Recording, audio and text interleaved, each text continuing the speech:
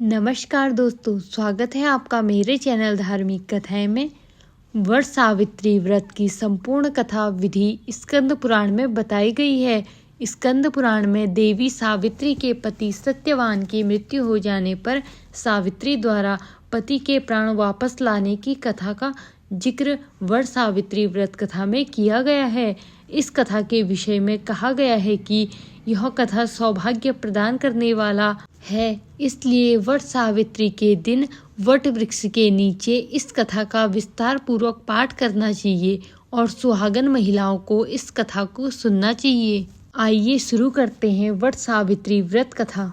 एक बार देवी पार्वती जी ने कहा, हे देवताओं के देवता, जगत के पति शंकर भगवान, प्रभास क्षेत्र में स्थित ब्रह्मा जी की प्रिया जो सावित्री देवी हैं, उनका चरित्र आप मुझसे कहिए, जो उनके व्रत का महात्म्य हो और उनके संबंध का इतिहास हो, जो स्त्रियों के लिए सौभाग्यदायक और महान उदय करने वाला हो।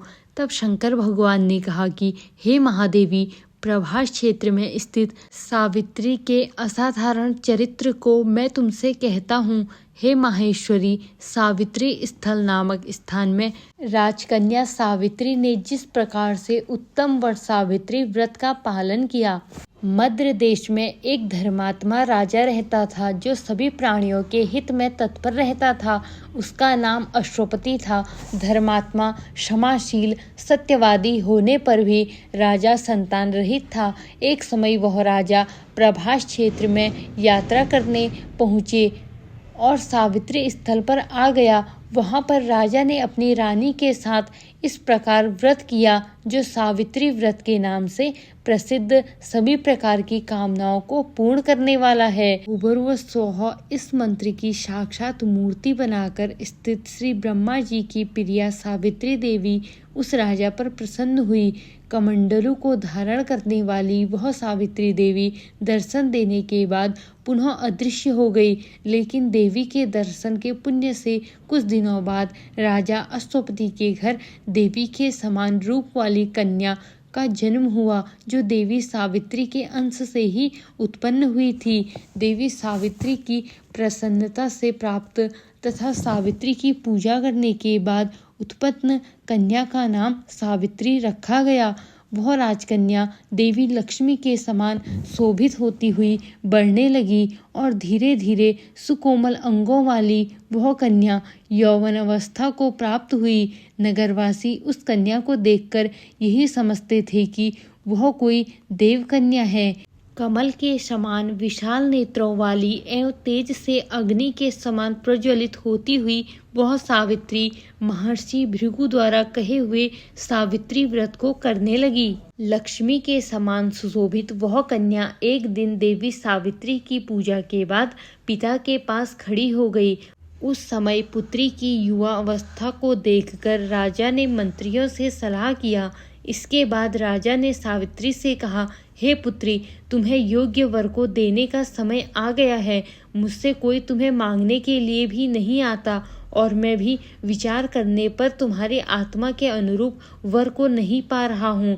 अतः हे पुत्री, देवताओं के निकट में जिस तरह से निंदनीय न हो वैसा तुम करो।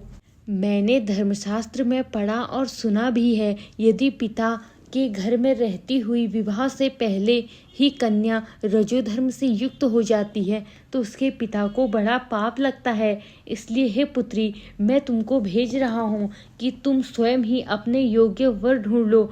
वृद्ध मंत्रियों के साथ शीघ्र जाओ और मेरी बात को मानो। इसके बाद जैसा कहते हैं वैसा ही होगा। ऐसा कहकर सावित्री घर से निकलकर राजश्रियों के साथ तपोवन की ओर चल पड़ी और वहां पहुंचकर माननीय वृद्धजनों को प्रणाम करके सभी तीर्थों और आश्रमों में जाकर पुनः मंत्रियों के साथ सावित्री अपने महल को लौट आई। यहाँ सावित्री ने पिताजी के साथ देवर्षि नारद जी को बैठे हुए देखा।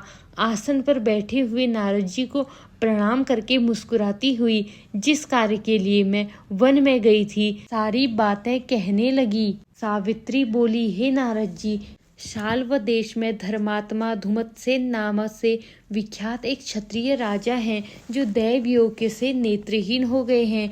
रुक्मी नामक उनके एक सामंत ने उनसे राजपाट छीन लिया है और वह अपने पुत्र और पत्नी के साथ वन में रह रहे हैं। उनका पुत्र सत्यवादी और धर्मात्मा है, उसे ही मैंने मन में ही पति रूप में वरण किया है।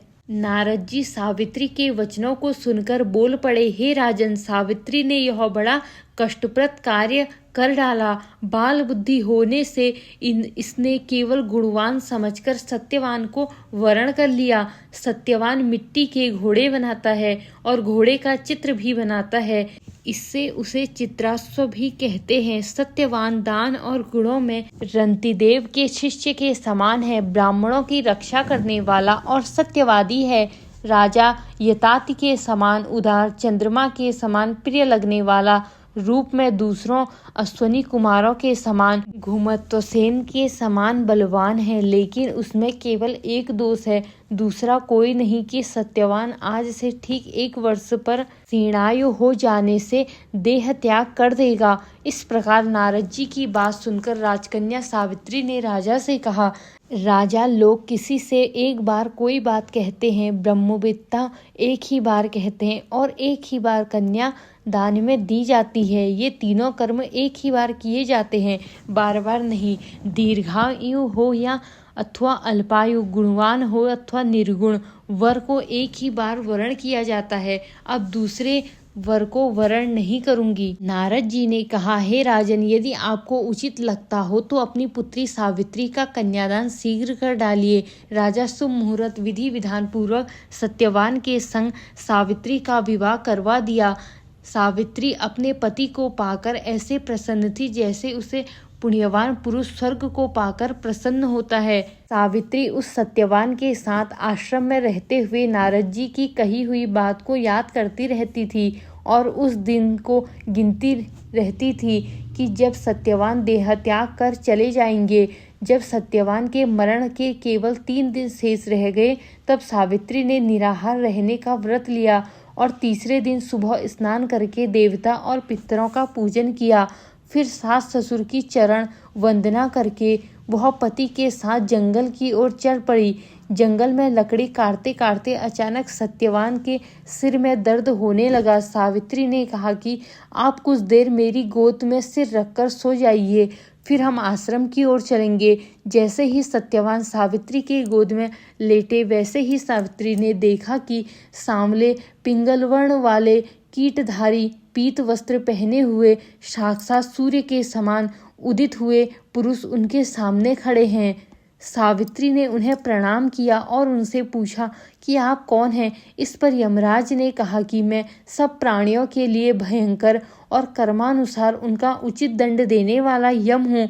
सो हे पतिव्रता सावित्री, समीप में पड़े हुए तुम्हारे पति की आयु समाप्त हो गई है, इसे यमदूत पकड़कर नहीं ले जा सकेंगे, इसलिए मैं स्वयं आया हूँ। ऐसा कहकर फांस के लिए हुए यमराज ने सत्यवान के शरीर से जीवात्मा को बलपूर्वक निकाल लिया। इसके बाद यमपुरी की ओर चलना शुरू किया। सावित्री भी यम के पीछे पीछे चलने लगी। यमराज ने सावित्री से कहा कि कोई भी जीव बिना आयु समाप्त हुए यम मार्ग में नहीं जा सकता। सावित्री ने यमराज से कहा कि आप जैसे सज्जन पुरुष के साथ मैं चली रही हूँ, मेरे पति आपके साथ है तो मुझे आपके साथ चलने में कोई शर्म और गलानी नहीं हो रही। दूसरी बात, स्त्रियों के लिए इस पृथ्वी लोक पर पति को छोड़कर कोई अन्य स्थान नहीं है, इसलिए मैं अपना अनुगमन कर रही हूँ। सावित्री की मधुर बातें सुनकर यम ने कहा कि मैं तुम्हारी बातों से प्रसन्न हूँ, इसलिए जो इच्छा हो वर मांग लो। सावित्री ने तब यमराज से अपना खोया हुआ राज्य, सास ससुर की आंखों की रोशनी और 100 पुत्रों का वरदान मांग लिया। अपने वरदान में जाल में फंसकर यमराज ने सत्यवान की आत्मा को मुक्त कर दिया और सावित्री को लौटा दिया। सावित्री पति के साथ अपने आश्रम लौट गई। सावित्री ने सावित्री देवी का व्रत किया, जिसके प्रभाव से सास ससुर की आंखें की रोशनी लौट आई। इनका राज्य भी मिल गया और 100 पुत्र हुए। धन्यवाद दोस्तों। वट सावित्री की यह कथा आपको कैसी लगी, कमेंट्स में ज़रूर बताइएगा।